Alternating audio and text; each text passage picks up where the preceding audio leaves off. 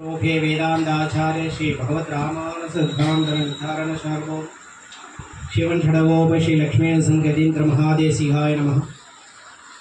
श्री गोपिल नरसिंहाय नमः। श्रीमदे रामानुजाय नमः। श्री हेमात महादेशिहाय नमः। आचार्यन तिरुवडिगले शरण।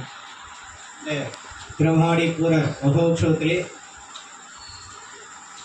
இந்த அர்த்தபஞ்சகம் என்றும் தலைப்பினை அடியனுக்கு சாதித்த ஆச்சாரிய சுவாமியினுடைய திருவடி கமலங்கள் பல்லாண்டு பாடி இந்த அர்த்தபஞ்சகம் அப்படிங்கிறது அர்த்தங்கள்ல ஒரு பஞ்சகமாக இருக்கிறது. அதாவது இப்போ நம்ம இந்த நிகழ்ச்சியை ஏன் நடத்துகிறோம் அப்படின்னா அதுக்கு அர்த்தம் அப்படின்னா வருகின்ற வெள்ளிக்கிழமை அன்று திருவாடி பூரத்தை முன்னிட்டு இந்த அர்த்தமான விஷயங்களை பேசுவதற்காக சுவாமி அவர்கள் சாதித்ததுனாலே இது அர்த்த பஞ்சகம் அப்படின்னும் நம்ம எடுத்துக்கலாம். அப்படிப்பட்ட அர்த்த பஞ்சகத்திலே சுவாமி சாதித்தார் போல 5 விதமான சொரூபங்கள் இருக்கிறது. அதிலே முதலாக இருக்கக்கூடியது பரமாத்ம ஸ்வரூபம், ஜீவாத்ம ஸ்வரூபம், உபாய ஸ்வரூபம், உபேய ஸ்வரூபம், விரோதி ஸ்வரூபம் என்று சொல்லக்கூடிய 5 விதமான ஸ்வரூபங்களை கொண்டது இந்த அர்த்த பஞ்சகம். அதிலே முதலே இருக்கக்கூடியது பரமாத்ம ஸ்வரூபம். பரமாத்ம ஸ்வரூபம் அதாவது ஒரு ஆத்மா அதாவது ஒரு ஆத்மாவாகப்பட்டது எம்பெருமானை எப்படி தேர்ந்தெடுத்து அவனை பற்றி கொள்வது, மோட்ச உபாயத்திற்கு உபாயமானவது யார் அப்படிங்கிறது இந்த பரமாத்ம ஸ்வரூபத்திலே அறியக்கூடியது.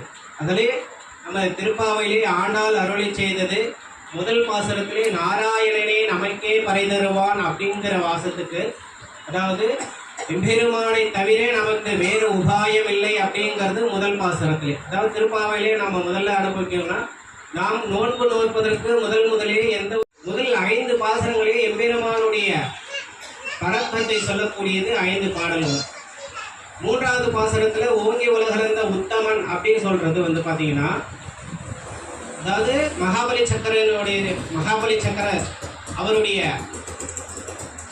வரத்தினாலும் எம்பெருமான் 3 அடிகளை அளக்கிறார். அப்பொழுது 3வது அடி நிலத்திற்கு எங்க போறதுன்னா தன்னுடைய சிரசை காமிச்சு இதுதான் என்னுடைய 3வது அடி நிலம் எடுத்துக்கோ அப்படின்னு சொல்றார். அப்பொழுது எம்பெருமான் தேவாதி தேவர்கள் எல்லாரும் தாண்டி அதாவது மேலே 7 உலகம் கீழே பாதாளத்தில் 7 உலகத்தையும் ஆண்டு எம்பெருமான் தன்னுடைய ஸ்வரூபத்தை காட்டக்கூடியது ஓங்கி உலகளந்த பாசுரம் அப்படிங்கிறது.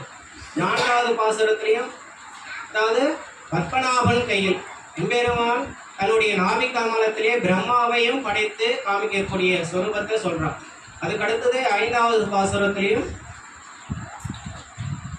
எம்பெருமானுடைய சுரூபத்தை சொல்லக்கூடியது. அதுக்கடுத்தது அதே திருப்பாவையிலே 28வது பாசுரத்திலே கோவிந்தன் அப்படிங்கிறவர் நமக்கு என்ன செய்கிறார் அப்படின்னா, பசுக்களை ரட்சிக்கக்கூடிய எம்பெருமான் நம்மையும் ரட்சிப்பார் அப்படின்னு சொல்லிட்டு சொல்றான். இதுல 5 விதமான பாசுரங்களையும் 5 விதமா சொல்லிட்டு 6வது பாசுரத்திலிருந்து 15வது பாசுரம் வரைக்கும் தன்னுடைய தோழிமார்களோடு எப்படி நோன்பு நோக்கிறார் அப்படின்னா, ஒவ்வொரு வீட்லையும் ஒவ்வொரு பாசுரத்திலையும் ஒவ்வொரு விதமா தன்னுடைய தோழிமார்களை எழுப்புறார். அப்படி எழுப்புறா அப்படின்னா தோழிகளை எழுப்புறதா அது அர்த்தம் இல்லை. தன்னுடைய ஜீவாத்மாவை உஜ்ஜீவிக்கும் வண்ணம் ஒவ்வொரு நாளும் ஒவ்வொரு விதமாக தன்னுடைய ஆத்மாவை உஜ்ஜீவிக்கிறதுக்காக எழுப்புகிறார் ஆண்டாள் அப்படிங்கிறது தான் 6வது பாசுரத்திலிருந்து இருக்கிறது. அதுக்கப்புறம் 16, 17 பாசுரங்கள் நித்திய சூரிகளை போற்றி புகழ்ந்து பாடக்கூடியதாகவும் மேற்படி எம்பெருமானுடைய குணங்களை பாடி இருக்கிறதாகவும். அதுக்கப்புறம் விரோதி சொரூபம் அப்படிங்கிறது இது எல்லாம் இருந்தாலும் எம்பெருமானிடத்திலே நாம் போய் சேர்வதற்கு தடையாக இருக்கக்கூடியது இந்த விரோதி சொரூபம். அந்த விரோதி சொரூபத்திலே சொஸ்வரூப விரோதி, பரஸ்பர விரோதி, புருஷார்த்த விரோதி, உபாய விரோதி, உஜ்ஜீவன விரோதி. அதாவது ஆத்மா சரீரம் எதற்காக நமக்கு கொடுத்திருக்கா, அதாவது எம்பெருமானுடைய படைப்பிலே எத்தனையோ கோடி ஜீவராசிகள் எல்லாம் இருக்கு. அத்தகைய ஜீவராசிகள் இருந்தாலும் இந்த மானிடர் என்று சொல்லக்கூடிய மனிதனுடைய சரீரத்தை கொடுத்து அதிலே ஒரு ஆத்மாவை புகுத்துகிறார் அப்படின்னா, அந்த ஆத்மா சரீரத்தை கொண்டு எப்படி பெருமாளுக்கு கைங்கரியம் செய்து உஜ்ஜீவனம் அடைய வேண்டும், மோட்சம் அடைய வேண்டும் என்ற ஞானம் இல்லாத ஒரு விரோதி குணம் இருக்கிறதுனாலே அதற்கு சொஸ்வரூப விரோதி என்று நாம் கருதினா, பரஸ்பர விரோதி அதாவது எம்பெருமானை முழுமுதற் கடவுள் என்று அறியாமல் வேறு தெய்வங்களை அதாவது நமக்கு உபாயம் என்று கொண்டிருப்பவன் இந்த பரஸ்பர விரோதி. அதாவது எம்பெருமான் முருக கடவுள் என்ன எல்லாரும் சொன்னாலும் கூட ஒவ்வொரு தேவதாந்திரங்களையும் போயிட்டு விநாயகர் கோயிலில் போயிட்டு எனக்கு இது வேண்டும்னா இது நடக்கும், நவக்கிரக கோயிலுக்கு போனால் இதெல்லாம் நடக்கும், அம்மன் கோயிலுக்கு போனால் இதெல்லாம் நடக்கும் அப்படின்னு சொல்லிட்டு ஒவ்வொரு தேவதாந்திரங்களையே சுற்றி திரிந்து கொண்டு எம்பெருமான் தனக்கு உபாயம் என்று கருதாமல் இருக்கக்கூடியது, பல எண்ணங்களை தூண்டக்கூடியது இந்த பரஸ்பர விரோதி சுரூபமானது. அதுக்கடுத்து புருஷார்த்த சுரூபம். அது எம்பெருமானை அடைந்து பஞ்ச சம்ஸ்காரங்கள் செய்து கொண்டாலும் கைங்கரியங்களிலே ஈடுபடாமல் இருப்பது. அதாவது இப்போ இருக்கக்கூடிய பெரிய பாகவதால என்ன பண்றாங்கன்னா ஆச்சாரியன் இடத்துல போய் பஞ்சசம்ஸ்காரம்லாம் பண்ணிக்கிறாங்க.